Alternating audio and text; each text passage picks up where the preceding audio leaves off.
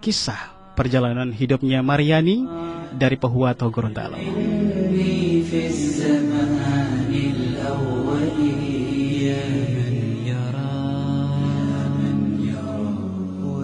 يا أخي ادنو مني لا تدعني يا أخي يا شقيق الروح مني يا أخي يا ضياء قلبي ودربي يا أخي يا أخي يا أخي يا أخي. Assalamualaikum warahmatullahi wabarakatuh. Pendengar Nurani yang baik, namaku Maryani. Orang-orang biasa memanggilku Aryani.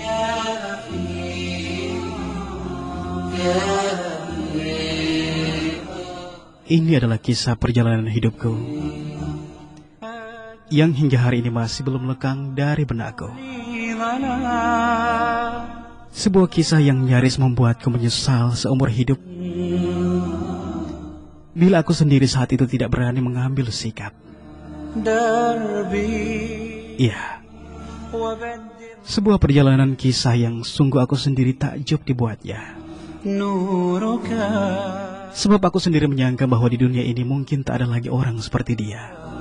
فجر طالع منه أبصرت طريق الجنة.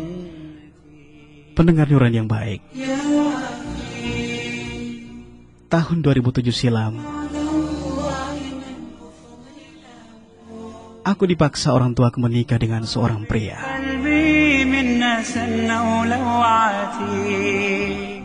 Kak Arfan namanya. Kak Arfan adalah seorang lelaki yang tinggal sekampung denganku. Tetapi dia seleting dengan kakakku saat sekolah dulu. Usia kami terpaut 4 tahun. Yang aku tahu bahwa sejak kecilnya Kak Arfan adalah anak yang taat kepada orang tuanya dan juga rajin ibadahnya. Dan tabiatnya seperti itu terbawa-bawa sampai ia dewasa. Aku merasa risih sendiri dengan Kak Arfan apabila berpapasan di jalan semisal. Sebab sopan santunnya sepertinya terlalu berlebihan pada orang-orang. Geli aku menyaksikannya. Ya, kampungan banget gelagatnya. Setiap ada acara-acara ramai di kampung pun, Kak Arfan tidak pernah kelihatan bergabung bersama teman-teman seusianya. Pasti kalau dicek rumahnya, gak ada. Orang tuanya pasti menjawab, Kak Arfannya di masjid nak, menghadiri taklim. Dan memang mudah sekali mencari Kak Arfan. Sejak lulus dari pesantren Al-Hirat Kota Gorontalo, Kak Arfan sering menghabiskan waktunya membantu orang tuanya jualan. Kadang terlihat bersama bapaknya di kebun atau di sawah. Kadang, sebagian teman sebayanya menyayangkan potensi dan kelebihan-kelebihannya yang tidak tersalurkan.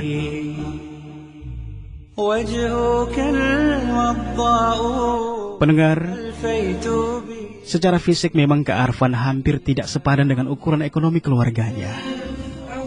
Sebab kadang gadis-gadis kampung suka menggodanya kalau Kak Arfan dalam keadaan rapi menghadiri acara-acara di desa semisal. Tetapi bagiku sendiri itu adalah hal yang biasa-biasa saja. Sebab aku sendiri merasa bahwa sosok Kak Arfan adalah sosok yang tidak istimewa.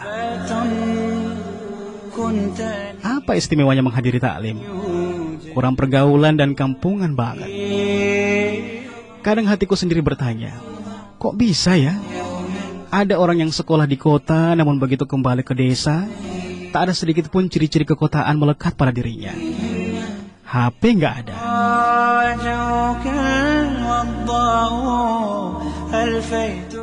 Selain membantu orang tua, pasti kerjanya ngaji, sholat, taklim, dan kembali ke kerja lagi. Seolah ruang lingkup hidupnya hanya monoton pada itu saja. Sekali-sekali ke bioskop kek, ngumpul bareng teman-teman kek setiap malam minggunya di pertigaan kampung yang ramainya luar biasa setiap malam minggu.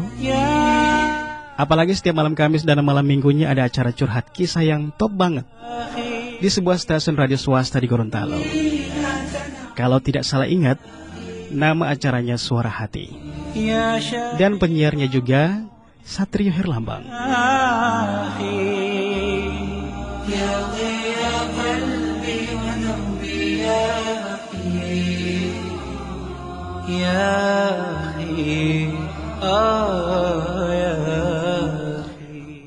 Pendengar Nuran yang baik, waktu terus bergulir.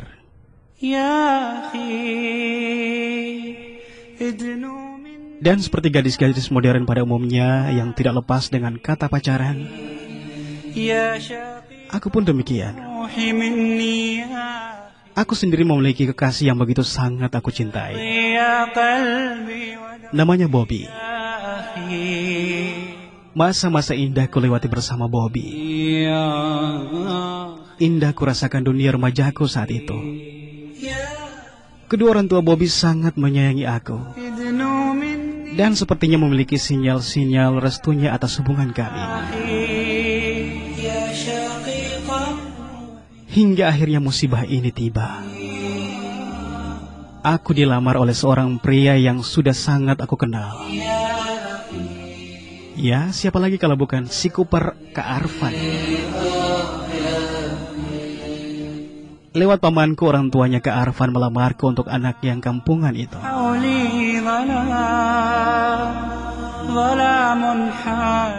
Mendengar penuturan mama saat memberitahu padaku tentang lamaran itu, kurasakan dunia ini gelap. Kepalaku pening. Aku berteriak sekencang-kencangnya menolak permintaan lamaran itu. Dengan tegas dan tidak berbelit-belit, aku sampaikan langsung pada kedua orang tuaku bahwa aku menolak lamarannya keluarganya Kak Arfan. Dan dengan terang-terangan pula aku sampaikan bahwa aku memiliki kekasih pujaan hatiku.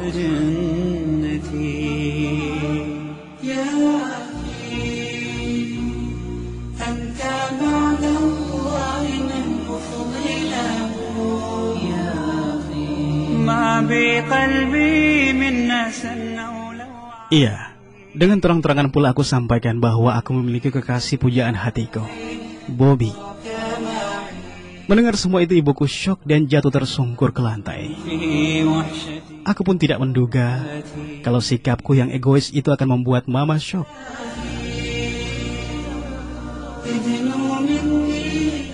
Baru ku tahu bahwa yang menyebabkan mama syok itu karena beliau sudah menerima secara resmi lamaran dari orang tuanya ke Arfan. Hatiku sedih saat itu. Kurasakan dunia begitu kelabu. Aku seperti menelan buah si malakama. Seperti orang yang paranoid. Bingung dan tidak tahu harus ikut kata orang tua atau lari bersama kekasih hatiku, Bobby. Hatiku sedih saat itu. Akhirnya dengan berat hati dan penuh kesedihan, aku menerima lamaran ke Arfan untuk menjadikan aku istrinya. Dan kujadikan malam terakhir perjumpaanku dengan Bobby di rumahku meluapkan segala kesedihanku. Jujur, meskipun kami saling mencintai, tetapi mau tidak mau Bobby harus merelakan aku menikah dengan Kak Arfan. Karena dia sendiri mengakui bahwa dia belum siap membina rumah tangga saat itu.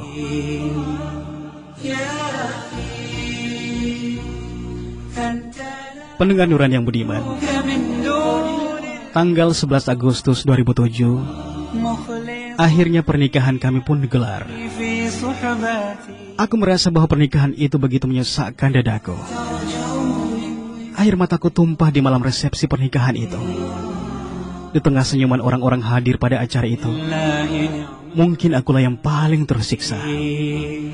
Karena masa remajaku dan menikah dengan lelaki yang tidak pernah aku cintai. Dan yang paling membuatku tidak bisa menahan air mataku, ternyata mantan kekasihku Bobby juga hadir pada acara resepsi pernikahan tersebut. Ya Allah, mengapa semua ini harus terjadi padaku, ya Allah?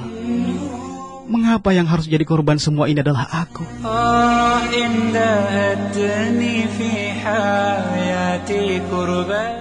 Pendengar Nurani yang budiman, waktu terus berputar dan malam pun semakin merayap hingga usailah acara resepsi pernikahan kami.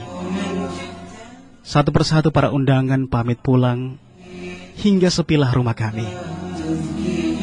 Saat masuk ke dalam kamar, aku tidak mendapati suamiku Kak Arfan di dalamnya. Dan sebagai seorang istri yang hanya terpaksa menikah dengannya, maka aku pun membiarkannya dan langsung membaringkan tubuhku setelah sebelumnya ku hapus make up pengantinku dan melepaskan gaun pengantinku. Aku bahkan tidak peduli kemana suamiku malam itu. Karena rasa capek dan diserang kantuk pun, aku akhirnya tertidur.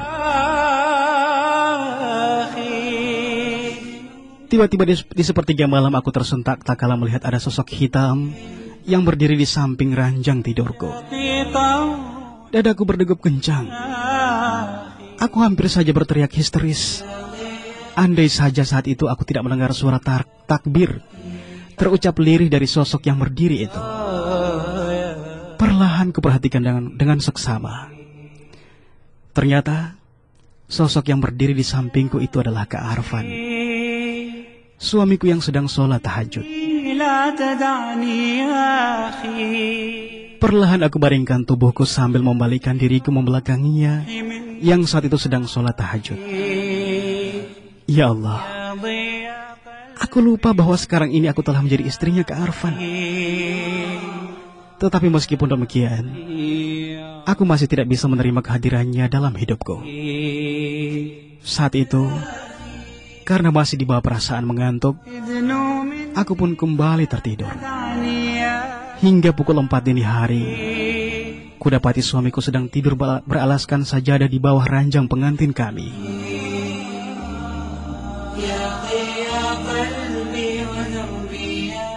Dadaku kembali berdegup kencang, tak kala mendapatinya. Aku masih lupa dan belum percaya kalau aku telah bersuami semalam. Tetapi ada sebuah tanya terbetik dalam benakku. Mengapa Kak Arfan tidak tidur di ranjang bersamaku? Kalaupun dia belum ingin menyentuhku, ya paling gak dia tidur seranjang denganku. Itu kan logikanya. Ada apa ini? Ujarku perlahan dalam hati.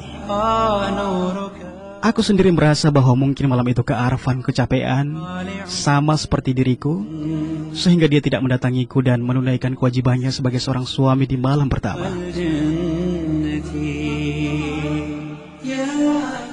Tetapi, apa peduliku dengan semua itu? Toh aku pun tidak menginginkannya. Itulah gumamku dalam hati.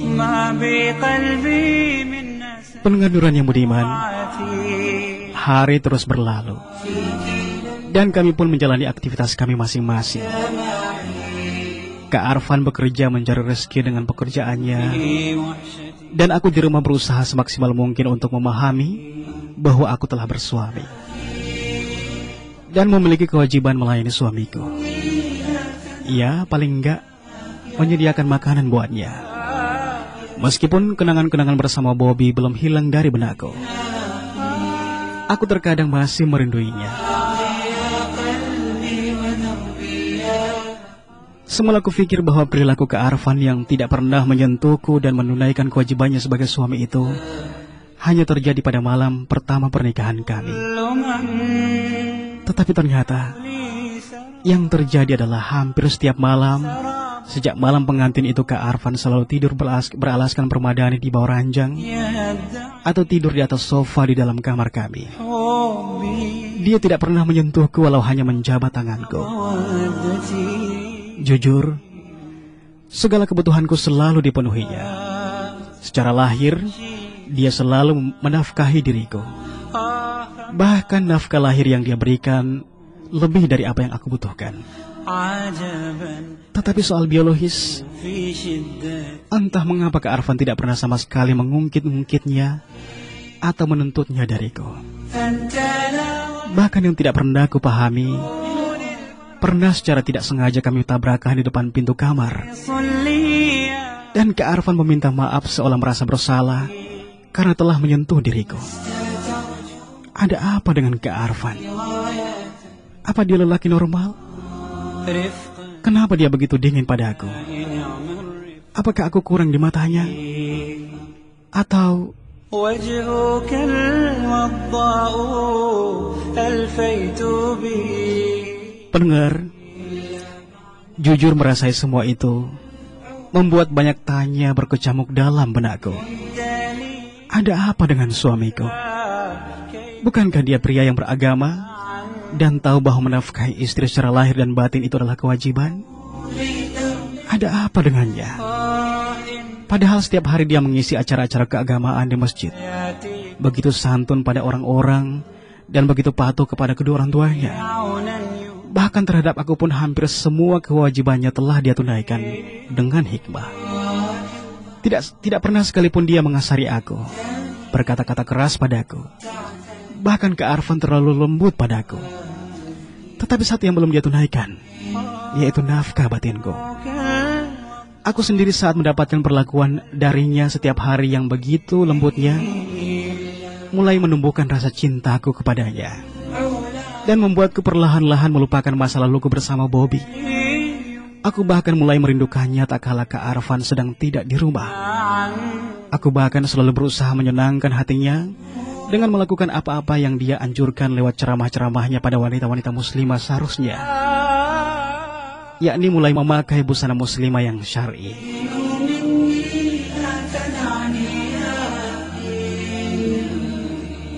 يا شقيقا Pendengar, memang 2 hari setelah pernikahan kami, Kak Arfan memberikan hadiah yang diisi dalam karton besar padaku. Semula aku mengira bahwa hadiah itu adalah alat-alat rumah tangga. Ternyata isinya 5 potong jubah panjang berwarna gelap, 5 buah jilbab panjang sampai selutut juga berwarna gelap, 5 buah kaos kaki tebal panjang berwarna hitam, dan 5 pasang manset berwarna gelap pula. Jujur saat membukanya aku sedikit tersinggung, sebab yang ada dalam benakku dan dalam bayanganku يا ضياء bahwa inilah konsekuensi menikah dengan seorang ustadz. يا أخي Aku mengira bahwa dia akan memaksakan aku untuk menggunakannya. Ternyata dugaanku salah sama sekali. Sebab hadiah itu tidak pernah disentuhnya atau ditanyainya. Dan kini aku mulai menggunakannya tanpa paksaan siapapun. Kukenakan busana itu agar dia tahu bahwa aku mulai menganggapnya istimewa. Bahkan kebiasaannya sebelum tidur mengaji sudah mulai aku ikuti. Kadang-kadang ceramah-ceramahnya di masjid sering aku ikuti dan aku praktekkan di rumah. Tetapi satu yang belum bisa aku mengerti darinya, entah mengapa, hingga memasuki 6 bulan pernikahan kami, dia tidak pernah menyentuh aku. فأنا دربي وبدل Setiap masuk kamar, pasti sebelum tidur dia selalu mengawali dengan mengaji, lalu tidur di atas hamparan permadani, di bawah ranjang hingga terjaga lagi di sepertiga malam, dan melaksanakan sholat tahajud. Hingga suatu saat Kak Arfan jatuh sakit. Tubuhnya demam dan panasnya sangat tinggi. Aku sendiri bingung bagaimana caranya menanganinya. Sebab Kak Arfan sendiri tidak pernah menyentuhku. Aku khawatir dia akan menolak aku bila aku menawarkan jasa membantunya. Ya Allah, apa yang harus aku lakukan saat ini? Aku ingin sekali meringankan sakitnya. Tetapi apa yang harus saya lakukan, ya Allah? Aku bingung saat ini.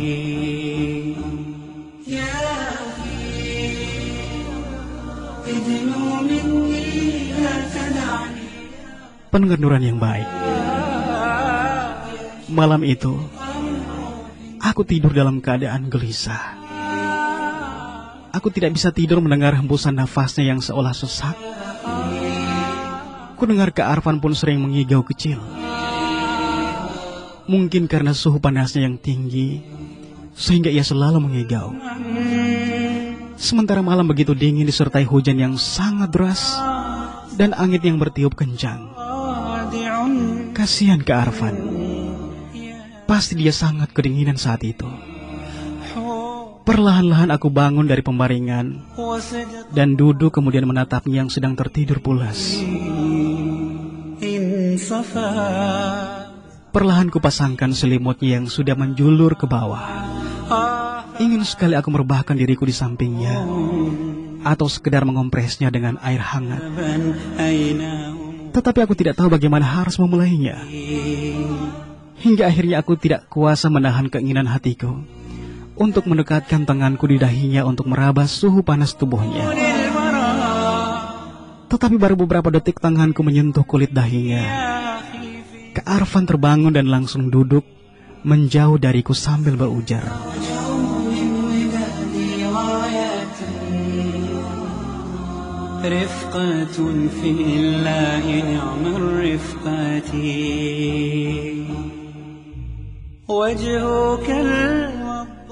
Afwan, Dek. Kau belum tidur? Kenapa ada di bawah? Nanti kau kedinginan. Ayo naik lagi ke ranjangmu dan tidur lagi. Nanti besok kau capek dan jatuh sakit. Pinta Kak Arfan padaku. Hatiku miris saat mendengar semua itu. Dadaku sesak. Mengapa Kak Arfan selalu dingin padaku? Apakah dia menganggap aku orang lain?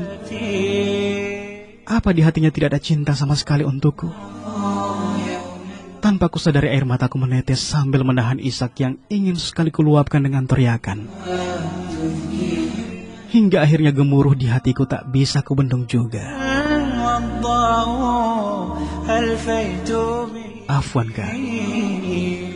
Kenapa sikapmu selama ini padaku begitu dingin? Kau bahkan tidak pernah mau menyentuhku, walaupun hanya sekedar menjabat tanganku. Bukankah aku ini istrimu? Bukankah aku telah halal buatmu? Lalu mengapa kau jadikan aku sebagai patung perhiasan di kamarmu? Apa artinya diriku bagimu, Kak?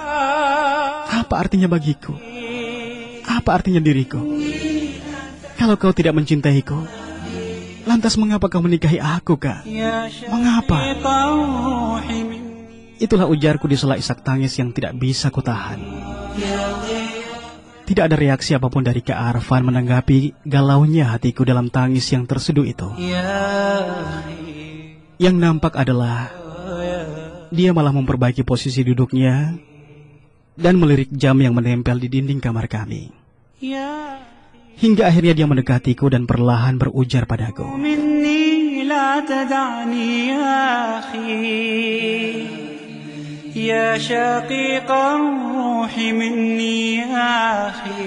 Dek,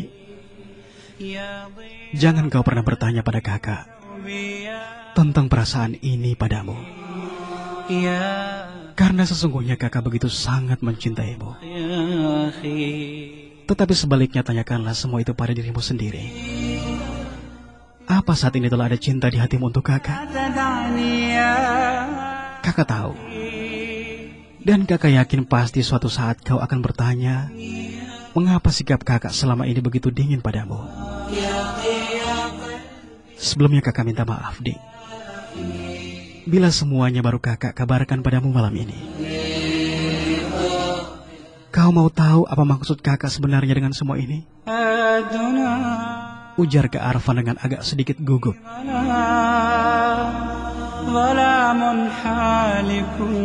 Iya, saya mau tahu. Tolong jelaskan pada saya, Kak. Mengapa kakak begitu tega melakukan ini pada saya? Tolong jelaskan, Kak. Ujarku menimpali tuturnya Kak Arfan. Saat itu Kak Arfan mengawalnya dengan helaan nafas panjang. Dek, kau tahu apa itu pelacur?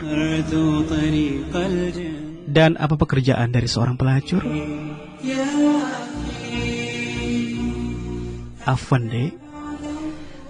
Dalam pemahaman kakak, seorang pelacur itu adalah seorang wanita penghibur yang kerjanya melayani para pria hidung belang untuk mendapatkan materi tanpa peduli apakah di hatinya ada cinta untuk lelaki itu atau tidak. Bahkan seorang pelacur terkadang harus meneteskan air mata manakala dia harus melayani nafsu lelaki yang tidak dicintainya. Bahkan dia sendiri tidak merasakan kesenangan dari apa yang sedang terjadi saat itu. Dan kakak tidak ingin hal itu terjadi padamu, Dek. Karena kau bukan pelacur. Kau istriku, Dek. Kau bukan pelacur. Betapa bejatnya kakak ketika kakak harus memaksamu melayani kakak dengan paksa saat malam pertama pernikahan kita, sedangkan di hatimu tidak ada cinta sama sekali buat kakak. Alangkah berdosanya kakak bila pada saat melampiaskan birahi kakak padamu malam itu, sementara yang ada dalam benakmu bukanlah kakak, tetapi ada lelaki lain. Kau tahu, Dek, sehari sebelum pernikahan kita, kakak sempat datang ke rumahmu untuk memenuhi undangan bapakmu.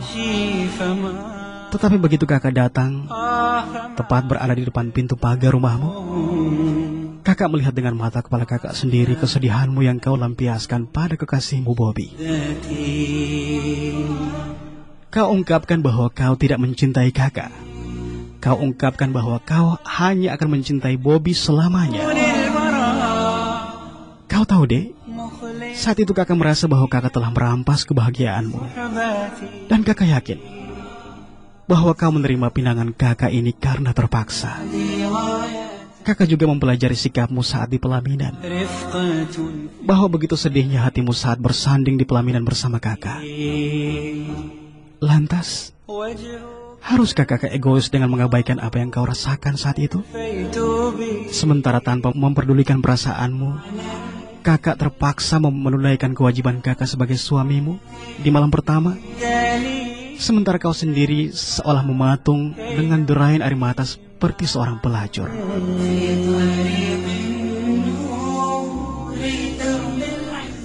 Kau istriku, Dek. Sekali lagi kau istriku. Kau tahu,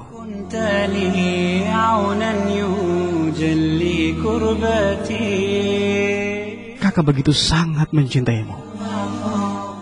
Dan kakak akan menunaikan semua itu manakala cinta di hatimu telah ada untuk kakak, agar kau tidak merasa diperkosa hak-hakmu, agar kau bisa menikmati apa yang kita lakukan bersama.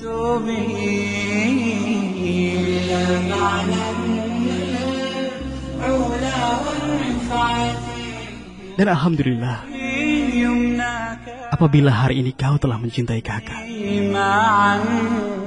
dan kakak juga sangat bersyukur jika hari ini kau telah melupakan mantan kekasihmu itu.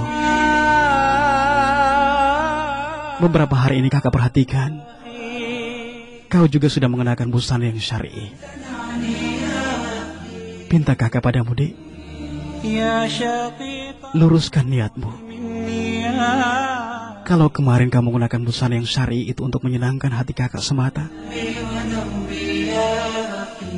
maka sekarang luruskan niatmu. Niatkan semua itu untuk Allah Subhanahu wa Ta'ala. Setelahnya, tentunya untuk kakak. Pendengar nurani yang budiman, mendengar semua itu aku memeluk suamiku. Aku merasa bahwa dia adalah lelaki yang terbaik selama hidupku.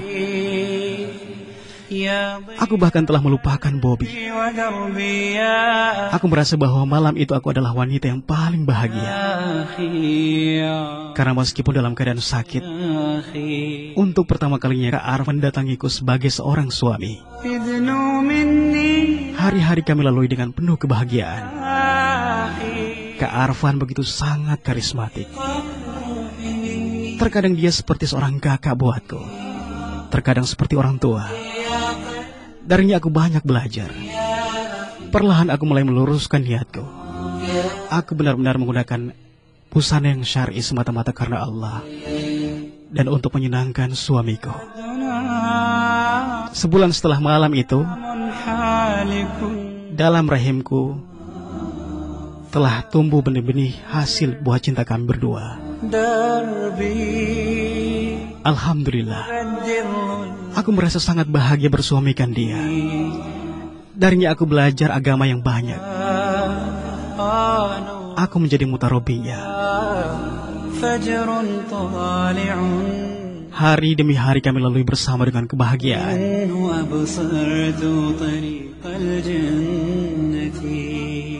Ternyata dia mencintaiku melebihi apa yang aku bayangkan. Dan aku hampir saja melakukan tindakan bodoh dengan menolak pinangan dia.